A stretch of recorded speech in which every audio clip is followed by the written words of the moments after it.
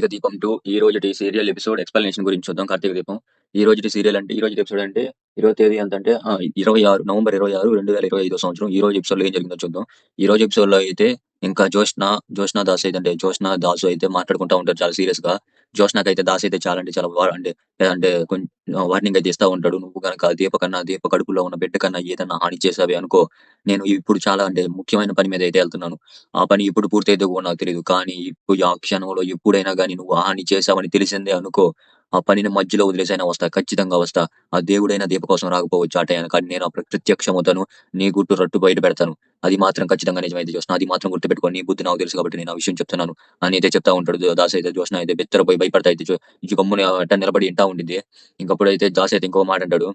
"నువ్వు త్వరలోనే ఈ ఇంటి వారసురాలివి కాదు అన్న విషయం బయటపడిద్ది ఖచ్చితంగా. కాబట్టి నువ్వు దీనికి అలవాటు కాకుండా వేరే బతుకు కూడా అలవాటు పరుచుకుంటా ఉండు. ఒక్కసారిగా టర్న్ అవ్వడం అంటే కష్టం గదా! అందుకే అలవాటు చేసుకో" అనైతే దాస్ అయితే జోష్నకైతే చెప్తా ఉంటాడు. దాస్ అయితే సీరియస్‌గా ఆ మాట చెప్పి మాత్రం ఇంకా అయితే ఎళ్ళిపోతాడు. జోష్న గూడా ఇంకా కోపంతో, భయంతో ఆశ్చర్యపోతా మాటలకి ఇంకా జోష్న గూడా ఎళ్ళిపోయిద్ది. ఇంక అక్కడి నుంచి కట్ చేస్తే మాత్రం ఇంకా కార్తీక్, దీప వాళ్ళైతే ఆడుంటారు. ఇంకా కార్తీక్ అయితే డాక్టర్‌తో అయితే ఫోన్ మాట్లాడుతా ఉంటాడు. అంటే ప్రెగ్నెంట్ కదా!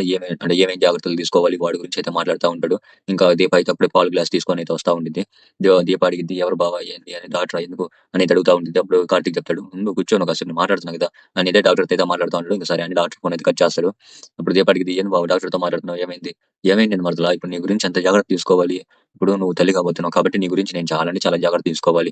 నేను వారానికి ఒకసారి వెయిట్ చెక్ చేసుకోవాలి. మళ్ళా అప్పుడులాగా ఎప్పుడో ఒకసారి టాబ్లెట్లు వాడితే సరిపోదు. ఇప్పుడు డైలీ టాబ్లెట్లు వేసుకోవాలి. అలాగే అంటే మంచి ఫ్రూట్స్ తినాలి. ప్రోటీన్ ఫుడ్ తినాలి. అలాగే పని చేయకూడదు. జాగ్రత్తగా చూసుకోవాలి. ఏ ఇబ్బంది కలగనీయకూడదు. బాధపడకూడదు. ఎప్పుడు సంతోషంగా ఉండాలి. నచ్చినయన్ని పెడతా ఉండాలి.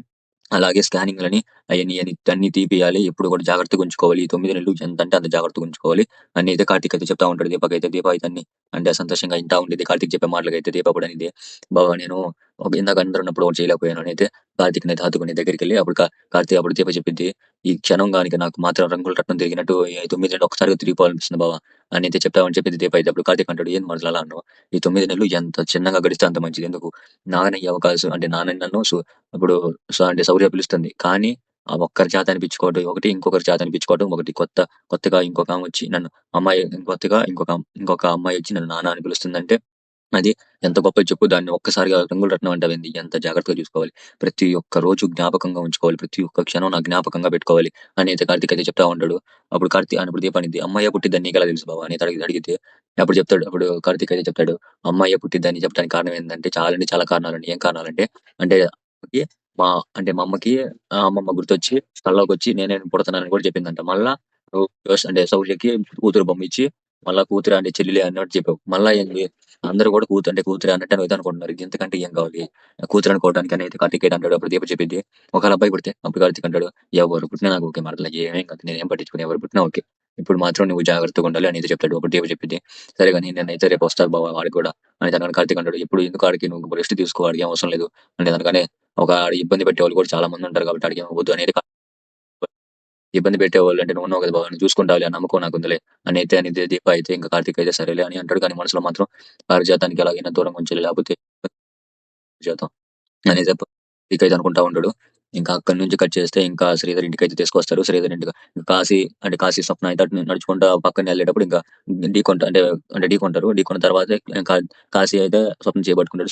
చేపట్టుకొని సారీ అని చెప్తాడు.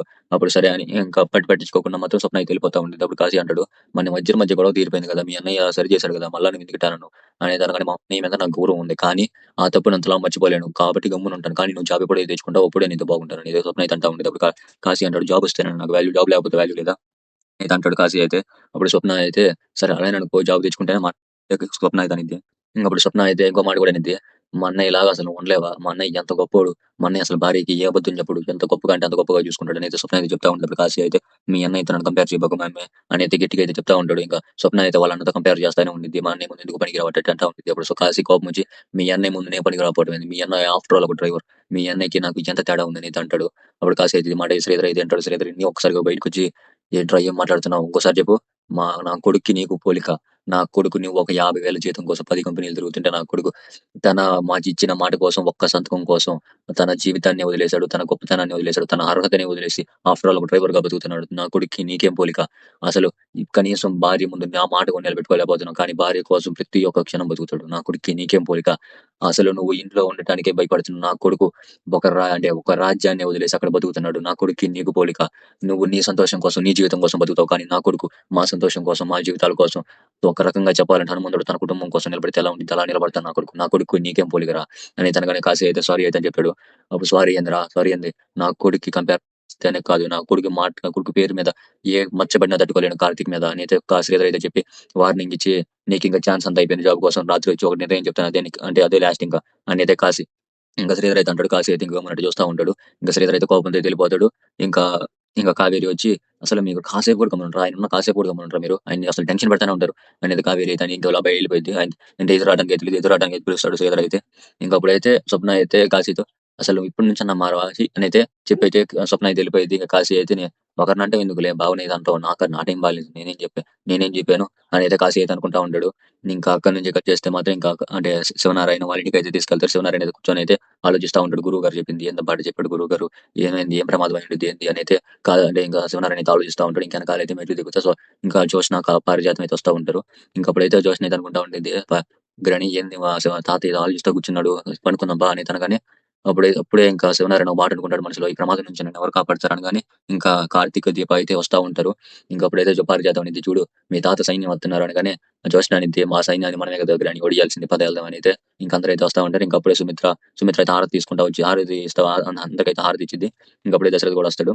ఇంకప్పుడైతే ఇంకా సుమిత్ర ఇంకా దీప అయితే ఇంకా టీ కాఫీ తీసుకొస్తాను అయితే వెళ్తా ఉండేసరికి అప్పుడు అదే ఇంకా శివనారాయణ ఇప్పుడెందుకు కాఫీ నీ పరిస్థితి ఏంది నిన్ను నువ్వే కాదు నీ కడుపులో ఉన్న బిడ్డను కూడా జాగ్రత్తగా చూసుకోవాల్సిన బాధ్యత ఇప్పుడు నీదే అని అయితే శివనారాయణ అయితే అంటాడు. ఇంకప్పుడైతే ఇంకా దశరథ్ కూడా అదే మాట చెప్తే జాగ్రత్తలు చెప్తా ఉండేది. జోష్న మాత్రం తనకు తెలుసులే డాడీ ఇప్పుడేమి తనకి అసలు ఇదే మొదటి కడుపు కాదు కదా రెండో కడుపు కదా, అయినా కానీ తనకి 7 ఏళ్ల కూతురు ఉందంటే 7 years ఎక్స్పీరియన్స్ ఉంది. ఒకవేళ బావతో కడుపు ఇది ఒక మొదటిసారి అనుకుంటే అది వేరే విషయం అనుకోండి. అయినా కానీ తనకి చాలా ఎక్స్పీరియన్స్ ఉందిలే, ఇదేం మొదటిసారి కాదు కదా మీరంత జాగ్రత్తలు చెప్పాల్సిన అవసరం లేదు, తనకి ప్రతి ఒక్కటి బాగానే తెలుసులే అని అయితే జోష్న అని దీపని చాలా కించపరుస్తూ మాట్లాడేసరికి ఇంకా ఇంకా ఇంకా అదే సుమిత్ర అయితే తట్టుకోలేక గట్టిగా లాగి ఒక చెంపదెబ్బ కొట్టిద్ది. ఇంకా అంటే దశరథ చెయ్యెత్తుతో కొట్టడానికి ఆ లోపే పీకిద్ది. సుమిత్ర మాత్రం చెంపదెబ్బ పెట్టి కొడితే చెల్లుమనిద్ది. అప్పుడైతే సుమిత్ర అయితే అమ్మతనాన్ని ఎంతో గొప్పగా అయితే పొగుడుతా ఉండిద్ది. చాలా అంటే చాలా గొప్పగా పొగుడుతా ఉండిద్ది. సూర్యుడైనా ఎప్పుడో ఒకసారి లేటుగా ఉదయిస్తే అటు ఇటు చేస్తాడేమో గానీ అమ్మ మాత్రం ప్రతి ఒక్క క్షణాన్ని తన అంటే 9 నెలలు ఖచ్చితంగా మోయాల్సిన తల్లి మాత్రం అలాంటి తల్లితనాన్ని అసలు తల్లి అంటే ఎలా అయిందో తెలుసా? తను ఎన్ని నొప్పులు పడుతున్న డెలివరీ టైంలో తనకు అంటే తనకు పుట్టే బిడ్డకి మాత్రం ఏ నొప్పి కలగకుండా ఉండాలని నొప్పినంతా తనే భరించిద్ది. అది నొప్పి ఎంత చావు కంటే చాలా దారుణం, చాలా అంటే చాలా దారుణం ఉంటుంది. అలాంటి నొప్పిని భరించిద్ది. ఎప్పుడన్నా ఆ కొడుకు గురించి పుట్టే బిడ్డ గురించి కడుపులో ఉన్న బిడ్డ గురించి ఎంత గొప్పగా కలను కనిందో తెలుసా? అలాంటి తల్లితనాన్ని అవమానించావు అసలు నీకు బుద్ధి ఉంది అసలు అని అయితే చెప్పి సుమిత్ర అయితే ఇంకా జోష్న అయితే బయటికి అదే లోపలికి పో అని తనిద్ది. ఇంకా లోపలికి అయితే జోష్న అయితే ఇంకా గబగబా ఎత్తుకుంటే వెళ్ళిద్ది. ఇంకా పారిజాతం కూడా వెళ్ళిద్ది. ఇంకా అప్పుడైతే సుమిత్ర అయితే ఇంకా అంటే జోష్న దీప అయితే కన్నీళ్లు పెట్టుకుంటా ఇంకా వంటలోకి అయితే వెళ్ళిపోయింది. ఇంకా సుమిత్ర అయితే కార్తీక్ అయితే సారీ అని చెప్పి వెళ్ళిపోయింది. దశరథ్ కూడా ఇదంతా నా చెల్లికి చెప్పబాగా బాధపడింది అని అయితే చెప్పి ఇంకా అయితే దశరథ్ కూడా వెళ్ళిపోతాడు. అప్పుడు శివనారాయణ కార్తీక్ నీతో మాట్లాడాలి కొంచెం పని ఉంది బయట, ఇక్కడ కాదు బయట మాట్లాడదాం అని అయితే బయటకి తీసుకెళ్తాడు. అప్పుడు కార్తీక్ అడుగుతాడు ఎంత అది బయటకి తీసుకొచ్చి ఏం పని ఉంది అని తనగానే అవును విషయం చెప్పాలి నాకు జోష్న దానికి నాకు మీ కంటే నాకు ఎక్కువ కోపం వచ్చింది, కొట్టడానికంటే ఎక్కువ కోపం వచ్చింది. కానీ నాలో ఉన్న భయం నన్ను ఆపిందిరా అన్నాడు. కానీ ఏం భయం తాత అంటే నేను గురువు గారుతో వెళ్ళాను కదా నేను ఆడదా కారు దాకా అప్పుడు గురువు గారు ఒక మాట చెప్పారు, ఈ జరగబోయే నష్టాన్ని తగ్గించడానికి అంటే శాంతిపరచడానికి చేశాం కానీ పూర్తిగా ఆపడానికి ఈ హోమం కాదు, అది ఎవరి వల్ల కాదు అనేది చెప్పాడు. చాలా అంటే చాలా భయం పుట్టిందిరా. కానీ ఆ మాట చెప్పినప్పుడు ఎవరికో కూడా నాకు అర్థం కావట్లేదు. ఇంకప్పుడైతే నాకు కాంచన గుర్తొచ్చిందిరా అని అయితే శివనారాయణ ఇంకా కార్తీక్ అయితే భయపడతా ఉంటాడు. ఇంకా శివనారాయణ అయితే ఇంకప్పుడైతే అందరు మొహాలు చూస్తున్నది వస్తుంది కానీ కాంచన నాకు ఆ టైంలో గుర్తొస్తుందని చెప్పాడు కదా. అప్పుడైతే శివనారాయణ అయితే క్లోజ్ అప్ అయితే చేస్తారు. ఇంకా కార్తీక్ అయితే పోతా ఉంటాడు. ఈ రోజు ఎపిసోడ్ అయితే ఇక్కడికైతే పూర్తి అయిపోయింది. ఎక్స్ప్లెనేషన్ మీకు నచ్చిన సబ్స్క్రైబ్ చేయండి, బెల్ కనిపించండి, అలాగే లైక్ బటన్ కూడా ప్రెస్ చేసేయండి. బెల్ కనిపించి చేస్తే ఇప్పుడు నోటిఫికేషన్ సపోర్ట్ ఆడడానికి కూడా ఛాన్స్ ఉంటుంది. అలాగే ఆల్ అండ్ నోటిఫికేషన్ సింబల్ అనేది అది కనుక క్లిక్ చేశారంటే నన్ను ఎప్పుడైతే అంటే ఎపిసోడ్ అయితే పెడతానో ఎపిసోడ్ ఖచ్చితంగా మీకు అప్పటికైతే అంటే నోటిఫికేషన్ అయితే వస్తుంది. లైక్ బటన్ పెంచండి, చాలా మందికి దీనికోసం వెయిట్ చేస్తున్నారు కాబట్టి వాళ్ళకి కూడా రీచ్ అయ్యి అలాగే అంటే వాళ్ళ నుంచి ఒకవేళ వాళ్ళకి నచ్చితే నాకు కూడా సపోర్ట్ దొరకడానికి కూడా ఛాన్స్ ఉంది. దయచేసి షేర్ కూడా చేయండి.